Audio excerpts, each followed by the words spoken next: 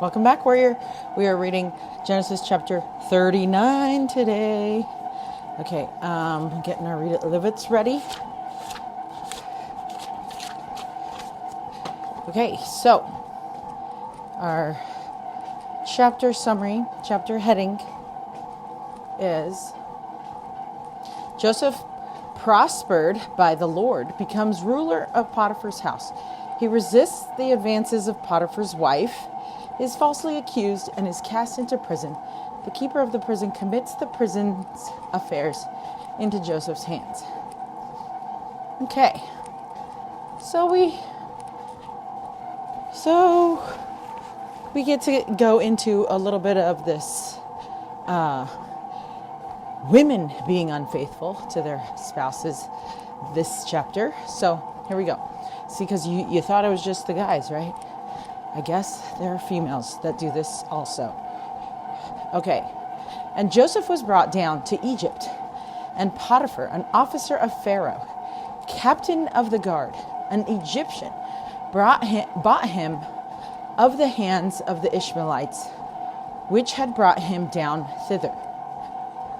And the Lord was with Joseph, and he was a prosperous man, and he was in the house of his master, the Egyptian. And his master saw that the Lord was with him, and that the Lord made all that he did to prosper in his hand. And Joseph found grace in his sight, and he served him and made him overseer over his house. And all that he had he put into his hand. And it came to pass from the time that he had made him overseer in his house and over all that he had, that the Lord blessed the Egyptian's house for Joseph's sake, and the blessing of the Lord was upon all that he had in the house and in the field. Okay, there's a quote from Elder L. Tom Perry. He says, "Though a stranger, a slave, his countenance must have radiated a special spirit. When offered for sale, he was purchased by a captain of the king's guard." Isn't that so cool? Elder L. Tom Perry, Trust in the Lord, April 1978, General Conference. So Joseph had received the birthright to oversee the great responsibilities given to Abraham's family, and that birthright followed Joseph to Egypt. The Lord will continue to bless and strengthen Joseph. We will see that Joseph's loyalty was to the Lord regardless of who was watching. He is a great example of integrity. Far from home in a strange land, with a strange language, and with strange customs, Joseph will remain true. While his brothers were making evil choices, even while surrounded with blessings that God had given their fathers, Joseph was taken from those same blessings and will remain true. Okay. Joseph was capable and full of integrity, characteristics that Potiphar noticed and valued. So, we don't know how much time passed here, or how long was Joseph there before he learned the language and was given this responsibility. We also can't know, or how long between the time when he was purchased by the Ishmaelites from his brothers to the time that Joseph was purchased by Potiphar, right? So, but certainly many stories have examples of Joseph's character are embedded in these few verses, right? So given Joseph the title of overseer blessed Potiphar's home, and soon he was growing in wealth. So it was that Potiphar completely trusted Joseph and left everything in his hands. So then, let's keep reading verse 6. And he left all that he had in Joseph's hand, and he knew not aught he had, save the bread which he did eat. And Joseph was a goodly person and well favored. And it came to pass after these things that his master's wife cast her eyes upon Joseph, and she said, "Lie with me." Come on, girlfriend. Says, Potiphar's wife then took notice of him, putting Joseph in a dangerous situation where he could be condemned for any choice he made. If he rejects the wife, there could be consequences. If he accepts her invitation, he would be betraying his master. And most importantly, he would offend God, who had blessed and watched over Joseph. Now, we might think, oh, but they all had concubines and all the things, But we know from the previous chapters that the Lord, they had certain covenants and certain rules that they followed, even in their culture of having, I don't know what to call it, loose marriages, because they had like a wife, but then also a concubine. But they were really specific, I suppose. And it seemed like it was after they got married is when they would be able to have relations, right? So, I mean, we see in Abraham that they needed to do those things. Anyway, in the different scriptures, we've seen that it isn't until they're married that they can do those things. And even when people have treated women poorly and taken advantage when they weren't married, then we saw the consequences there. And so Joseph knows that you're not supposed to do that outside of marriage, even if people were married with multiple wives, right? So I know people might think, oh, that's the double standard. How come guys could have multiple wives, but maybe girls wanted multiple husbands? No thanks. I'm not of that mentality. So I'm more of the do unto others as you would want them to do unto you kind of thing. And I don't want multiple any spouse, because I wouldn't want my spouse to do the same.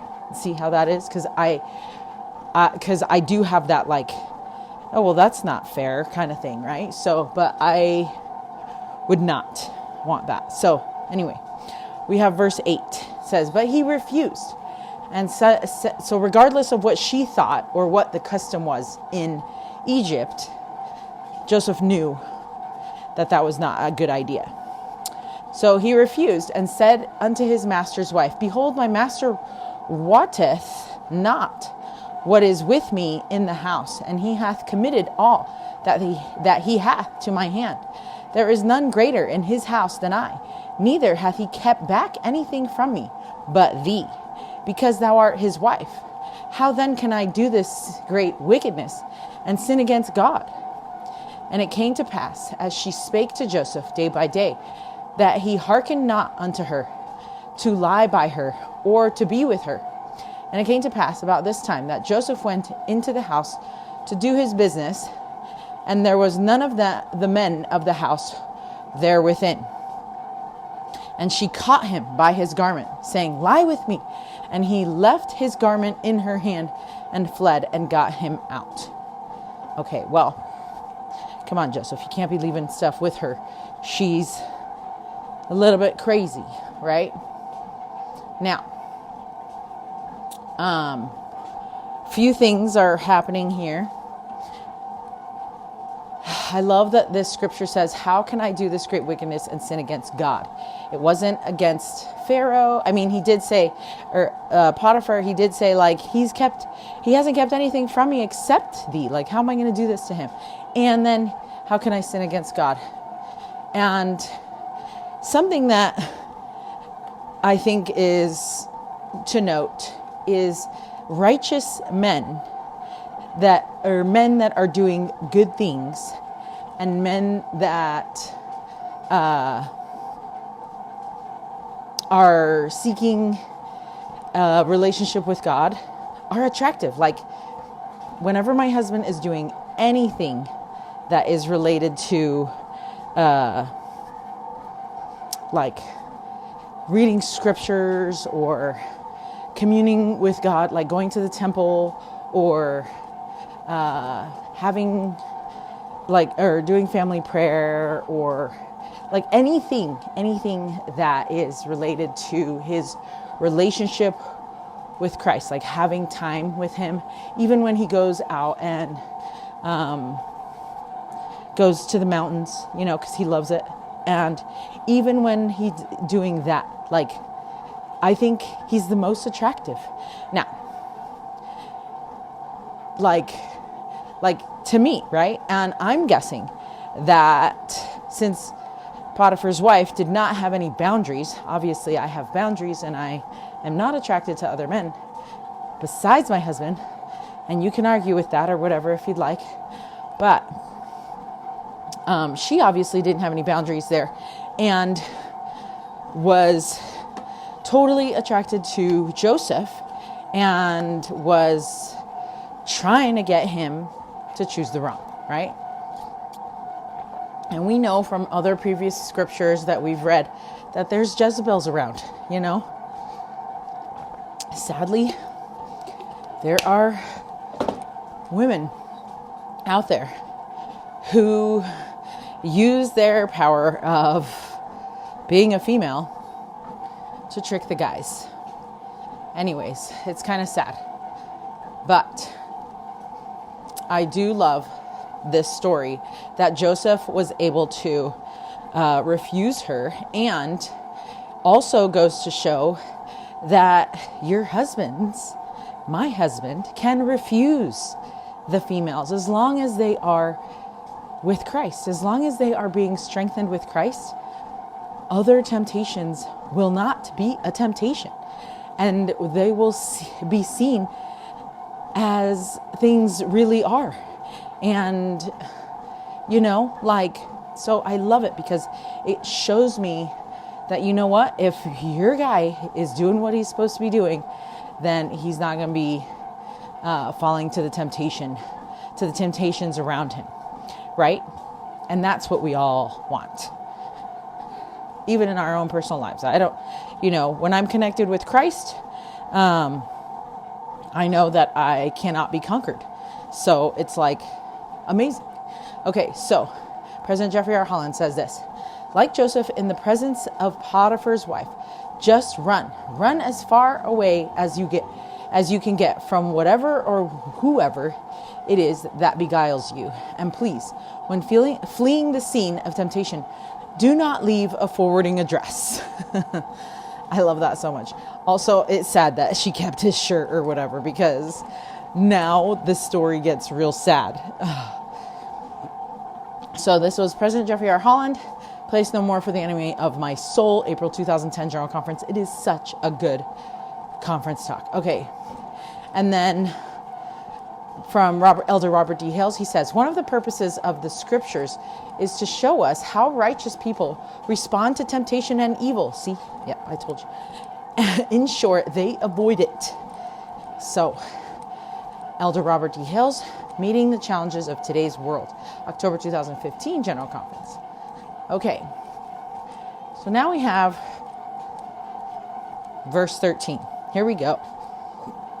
And this is where it gets sad and hard. And if you've seen the Joseph movie, you know that they do a good job of making you feel sad for Joseph, and they do a good job of I think they do such a good job with the Jacob and Joseph stories. It was Abraham, Isaac, Jacob, and Joseph. I think those are all the stories you can find online, and they're just from the 80s or maybe the 70s. Anyways, I watched them and I really like the stories of the Bible that way. And I think that because I watched them, I know them a little bit more, maybe not super accurately, but I do know them. Anyway, except all the names of Israel, or all the kids of Israel, I never remember all their names. So anyway, verse 14, that she called. Okay, and it came to pass when she saw that he had left his garment, verse 13, in her hand, and was fled forth, that she called unto the men of her house, and spake unto them, saying, see, he hath brought in a Hebrew unto us to mock us. He came in unto me to lie with me, and I cried with a loud voice. And it came to pass when he heard that I lifted up my voice and cried that he left his garment with me and fled and got him out. Now, she felt personally attacked, of course, and rejected because he didn't want to lie with her. And so she, of course, had to get all crazy. Because that's what women do if they're the wicked choices kinds of women, right? Making wicked choices. Okay, so then it says, and she laid up his garment by her until his Lord came home. And she spake unto him according to these words, saying, the Hebrew servant which thou hast brought unto us came in unto me to mock me. And it came to pass, as I lifted up my voice and cried, that he left his garment with me and fled out. And it came to pass, and I'm reading it like this because this is what I imagine she said it like. And it came to pass, when his master heard the words of his wife, which she spake unto him, saying, after this manner did thy servant to me, that his wrath was kindled. Now, in the movie, they do a really good job of him being super offended, but then he goes to talk to Joseph and is like, oh, my wife's the crazy one. It was her idea. But like, if you think about who Potiphar is and who she is, if Potiphar would have listened to Joseph instead of his wife, which he should have done, but obviously for reasons that are Egyptian, then it would have looked bad for them, right? And you know, what would that have said about that situation? And of course, Potiphar's having this betrayal trauma himself now, because he's like, what? And he now knows, after he goes to talk to Joseph, he'll know. And you can tell in the movie, he's like, oh yeah. Like, he felt really bad that Joseph would have to go to jail, but like, that was the only option at this point, right? Or else it's like, either he goes to jail or she dies or whatever. I don't know what it was, what would happen with their custom there, but yeah. So anyway, it's one of those things. Anyway, verse 20 says, and Joseph's master took him and put him into prison, a place where the king's prisoners were bound, and he was there in the prison. So he had to put him in prison, right? Like, that was like his only choice, really. Because his wife, like Potiphar's wife, he didn't want to show that she had been unfaithful to all the people, right? And so, of course, he has to, it's like to to save face, right? Like, he was trying to protect her, which would be really hard in that position, right? And sadly, there are women out there who do that.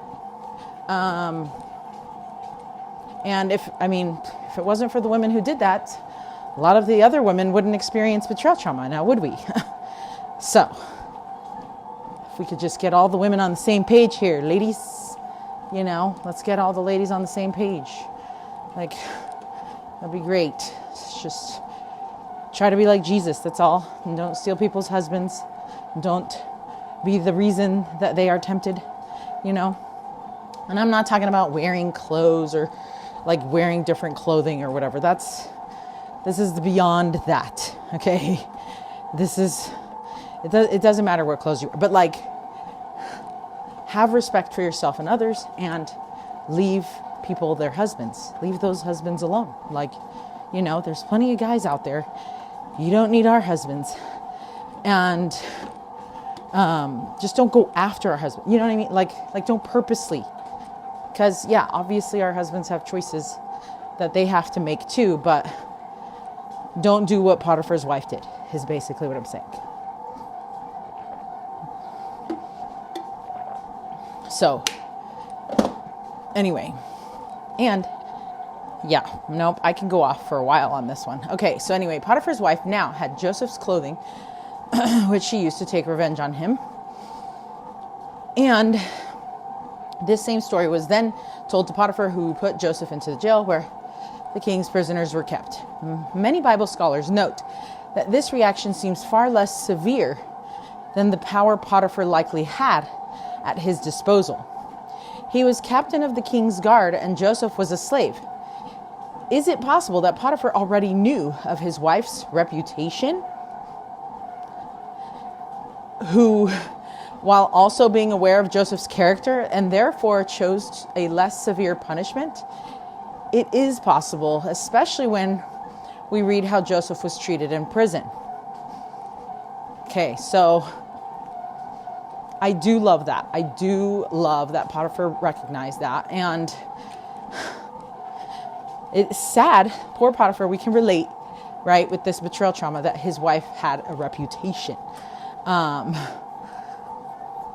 So really sad, but and and then we're still reading some summary. So how can Joseph's example help us choose where we go, who we are with, and what we will do, and most importantly, why we make those choices? Then what consequences are we willing to bear if we offend another person when we choose righteousness, right? Because we're going to offend a lot of people when we make our good choices, okay? It's just like how Satan is. He's just going to invent haters for us to torture us, I guess. That's what it is. Anyway, President Ezra Taft Benson says this: when Joseph was in Egypt, what came first in his life? God, his job, or Potiphar's wife? When she tried to seduce him, he responded by saying, How then can I do this great wickedness and sin against God? Joseph was put in prison because he put God first. If we were forced with a similar choice, where would we place our first loyalty? Can we put God ahead of security, peace, passions, wealth, and the honors of men?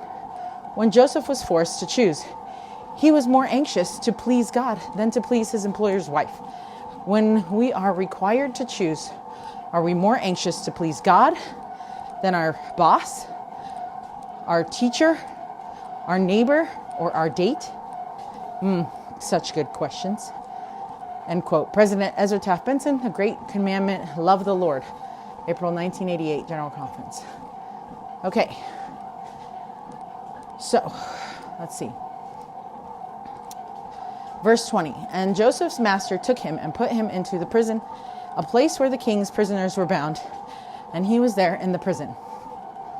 Verse 21. But the Lord was with Joseph and shewed him mercy and gave him favor in the sight of the keeper of the prison. And the keeper of the prison committed to Joseph's hand all the prisoners that were in the prison. Nice work. And whatsoever they did there, he was the doer of it. The keeper of the prison looked not to anything that was under his hand, because the Lord was with him, and that which he did, the Lord made it to prosper. So, you got to live in a way that people know that you are like to the core so good, right? So that when things happen like Potiphar's wife or other accusations, people know to say, oh, that's not him. He would never do that, right? So live in the way that people already automatically know who, like, what your character is, and that you're trying to be like Jesus, and that's your goal, that's who you're trying to please. Okay. Let's see, okay, so we're all done here. That's the last verse of Genesis 39. And the Read It Live It says, we'll stop. Whew. We'll stop. Okay. Read It Live It says this. It says, but the Lord was with Joseph and gave him favor. Even in the prison, in the injustice, Joseph was not alone. The Lord doesn't always remove the pain, but he will meet you in that place. Look for God's favor where you are. I love that. It is such a good reminder that, regardless of how you are treated or where you are in life or in all your trials, that God is going to meet us in our place, in our hard place, in our holy place, in any place. So look for God's favor where you are. And write it down. I say write it down, just like President Eyring would suggest, right? He has like a journal right next to his bed that he likes to keep to write his things that he's grateful for or how he saw the Lord's hand in his life. I just love that.